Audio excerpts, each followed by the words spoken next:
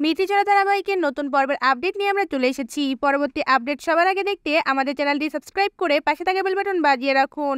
রায় ও অনির্বাণের reception শেষে তাদেরকে ফুলশয্যার ঘরে নিয়ে এলে অনির্বাণ রায়ের দিকে অপলক দৃষ্টিতে তাকিয়ে থাকে।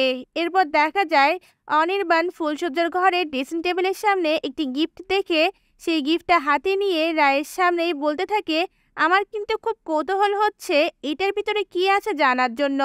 এই কথা বলে রায়ের দিকে তাকায় অনির্বাণ। এরপর অনির্বাণ রায়ের দিকে তাকিয়ে বলে ওঠে, একবার খুলে দেখব। তখন রায়ও বলে ওঠে, হ্যাঁ খোলো না।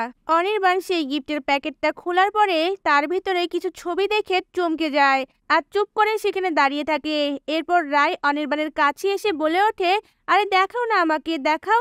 এই বলে অনির্বাণের হাতে থেকে সেই গিফটের বক্সটা নেয় আর সেখানে সূর্য ও তার ঘনিষ্ঠ ছবি দেখে রায় চমকে ওঠে আর তার হাত থেকে বক্সটা ফেলে দিয়ে বলে ওঠে, অসম্ভব। এটাই হচ্ছে নতুন পর্বের আপডেট।